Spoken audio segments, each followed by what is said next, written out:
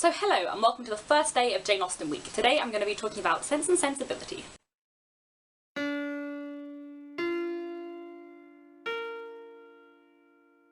So, Sense and Sensibility is my least favourite Jane Austen novel, but I should say that my least favourite Jane Austen novel is still very high up in terms of all novels overall. Jane Austen is my second favourite author, I love her so much, so my least favourite Jane Austen novel is still like very, very high up there. I do still love it, it's just not my favourite one of her books. So, what is Sense and Sensibility about? Sense and Sensibility follows the lives and loves of two sisters, Elinor and Marianne Dashwood. The book opens with their father's death. Now, they are the second family of their father, so previous to them he had one son with another wife who died, and then with his second wife he had Elinor and Marianne, and a third daughter, Margaret, who is quite a bit younger than Marianne and Elinor, and isn't really dealt with that much in the book. She isn't a very big character. Up until their father's death, Marianne, Elinor, Margaret and their mother have been living at Norland Park, which is their father's estate. But on their father's death, the whole house and estate goes to his son from his first marriage due to primogeniture and patriarchy. In the late 18th and early 19th century, and throughout most of the 19th century, a lot of estates were entailed so that they could only be given to the son. So after the father's death, it would immediately go to the son or the nearest male heir, even if there were like tons and tons of daughters. So after their father's death, their brother John Dashwood comes to stay. And John Dashwood is a kind of, sort of well-meaning man, but his wife, Fanny Dashwood, is not very nice. She is quite bitchy. One of those characters in Jane Austen that Jane Austen does so brilliantly well, who are horrible in such a hilarious way.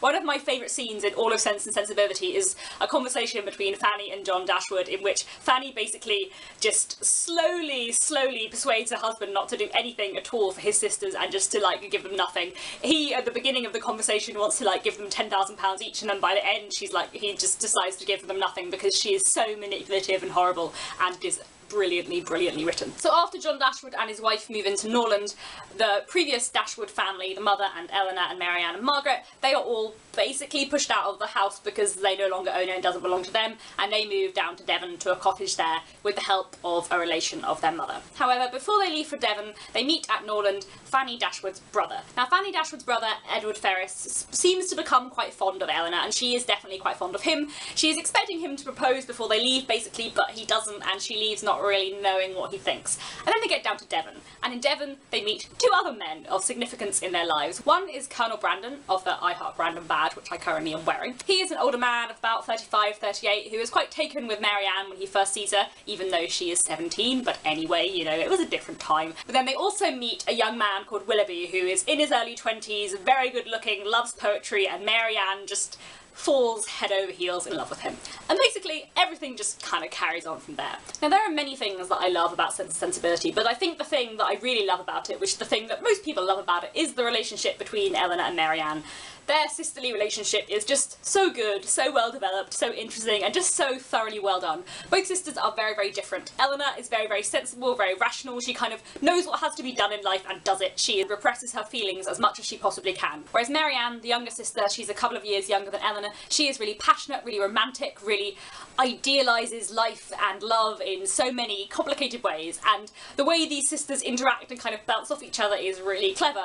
And there's kind of been a big argument in like looking at Jane Austen that when Jane Austen started writing Sense and Sensibility, she was on Elinor's side, on the side of being sensible, and then by the end of the book she'd kind of come round to Marianne's side and also thought the feelings were important. And actually I think the whole kind of point of the book is it's important to have both, because Elinor suffers so much because she represses so many of her emotions, whereas Marianne suffers because she's so open with her emotions and because she is so emotional that it just kind of, you know, it makes her ill. And that kind of dichotomy is one of the most interesting things in the book, the way like Sense and Sensibility play off each other. Another thing I really love about Sense and Sensibility is the character of Willoughby. I think, you know, I wouldn't want to meet him, but he's very well done, and I think he's very interestingly developed a bit more than, for example, Wickham in Pride and Prejudice. Even though I love Pride and Prejudice a lot more than Sense and Sensibility, I think Willoughby is a very interesting character and is quite well done.